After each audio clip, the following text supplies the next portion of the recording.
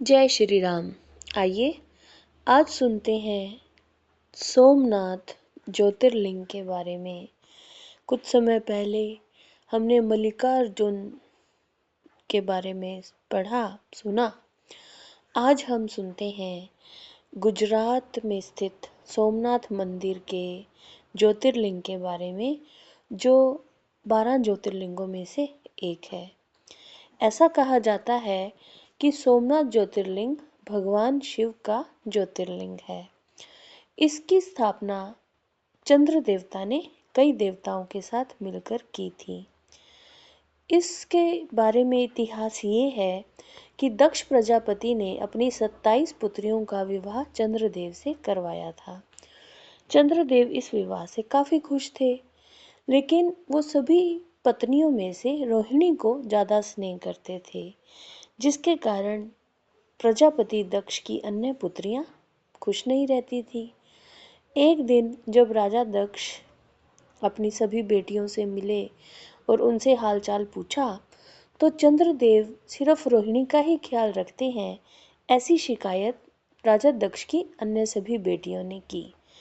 इस बात से राजा दक्ष को बहुत दुख हुआ और उन्होंने चंद्रदेव को समझाया कि जिस तरह से तुम रोहिणी का ध्यान रखते हो, उसी तरह से मेरी अन्य पुत्रियों का भी रखो। चंद्र देवता ने कहा कि ठीक है, मैं आगे से सबका ध्यान रखूंगा। लेकिन चंद्र देवता रोहिणी के प्यार में इतने गुम थे कि उन्हें किसी और पुत्री का राजा दक्ष की ध्यान ही नहीं रहता था, जिससे राजा दक्ष की अन्य पुत्रियां दुखी रहने लगी। जब राजा दक्ष को ये बात पता चली कि चंद्र देवता ने उनकी बात नहीं मानी, तो उन्होंने चंद्र देवता को गुस्से में श्राप दे दिया कि अब तुम्हारी चमक कम होने लगेगी, तुम्हें ग्रहण लग जाएगा। अब ये श्राप सुनते ही चंद्र देवता विचलित हो गए और सभी देवता भी चिंतित हो गए। तो चंद्र देवता ने ब्रह्मा जी के पास जाकर इस श्राप से बचने का उपाय खोजने की प्रार्थना की। तो ब्रह्मा जी ने चंद्रदेव को कहा कि सभी श्राप भगवान शिव ही हर सकते हैं। तुम एक स्थान पर बैठकर भगवान शिव की तपस्या करो।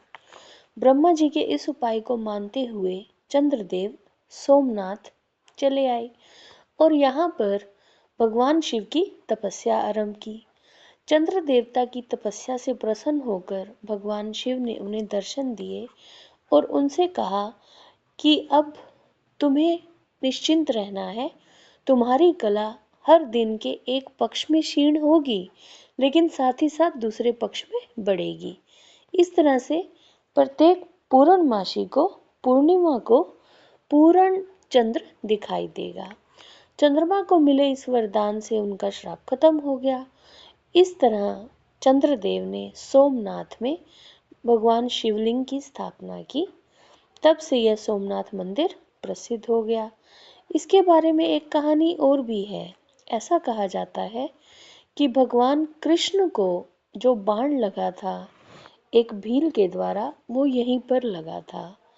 तो सोमनाथ मंदिर की महानता सभी जानते हैं। शास्त्रों के अनुसार अगर इस मंदिर में भगवान शिव के दर्शन कर लिए जाएं, तो हर तरह का दोष तो दूर होता ही है। साथ ही साथ भगवान शिव के दर्शन मात्र से सारे पाप नष्ट हो जाते हैं और भक्तों की हर मनोकामना